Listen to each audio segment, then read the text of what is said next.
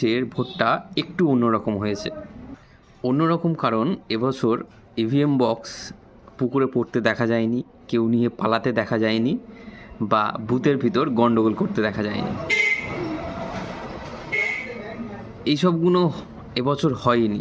তার একটাই কারণ, সেটা হলো নির্বাচন কমিশনের সিদ্ধান্তটা সোজা, আর আধা সামরিক বাহিনীর যে অক্লান্ত পরিশ্রম, তারই ফল আজকে আমরা সবাই মোটামুটি নিজেদের ভোট নিজেরাই দিয়েছি, কয়েকটা গণ্ডগোল বা কয়েকটা জায়গায় ছোটোখাটো সমস্যা ছাড়া।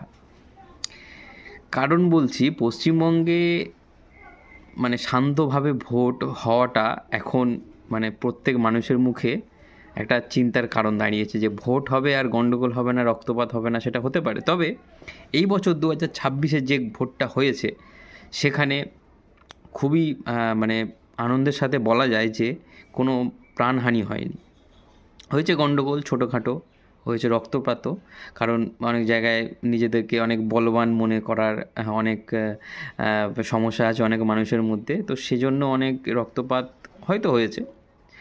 তবে কোনো মানুষের প্রাণহানি হয়নি, কারণ ভোটে প্রাণহানি বর্তমানে পশ্চিমবঙ্গে খুব কমন হয়ে গেছিলো, যেটা অন্য রাজ্যে দেখা যায় না। তবে সেই তুলনায় এবছর ভোটটা অনেকটাই ভালো হয়েছে। যেসব মানুষরা নিজেদের ভোট নিজে দিতে পেরেছেন, তারা আমার মতো সবাই বলতে পারবেন যে না, যদি সিঁধধারা সোজা করে রাখা যায়, বা প্রশাসন যদি সিঁধধারা সোজা করে রাখে, তাহলে ঠিক এমন কড়াকড়িভাবে ভোট হওয়াও সম্ভব।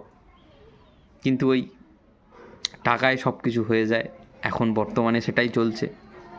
টাকা দিলেই সিঁধধারা এই সোজা থেকে এই হয়ে যায়, সব কিছুই সম্ভব। তবে ভোট নিয়ে এবছর অনেক আলোচনা, অনেক কিছুই হলো, অনেক বাতাবরণ গরম গরম ভাব, কারণ দুটো মেন যে পার্টির মধ্যে খুব প্রবলি দ্বন্দ্ব চলছে। দেখা যাক কে জিতুক কে হারুক, জিতবেই তো একজন, হারবে তো অবশ্যই একজন। কিন্তু বর্তমানের পরিস্থিতি, পশ্চিমবঙ্গের ভোটের পরিস্থিতি যদি বিশ্লেষণ করা যায়, তাহলে মানুষ কিন্তু এতদিন হেরে যাচ্ছিল, কারণ মানুষের ভোট মানুষ দিতে পারছিল না। আর সবথেকে বড় কথা, ইভিএম পুকুরেও ভাসছিল, এটা দেখা গেছে। ব্যালট বক্সে উঠছে, ইভিএম পুকুরে ভাসছে বা নিয়ে পালাচ্ছে। তো সেই দিক থেকে এবছর অনেকটাই শান্ত শিষ্টভাবে ভোটটা হয়েছে, ছোটোখাটো কয়েকটা গণ্ডগোল ছাড়া।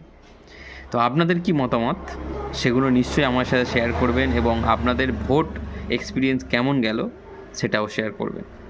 দেখা হচ্ছে এরকম কিছু ছোট ছোট টপিক নিয়ে।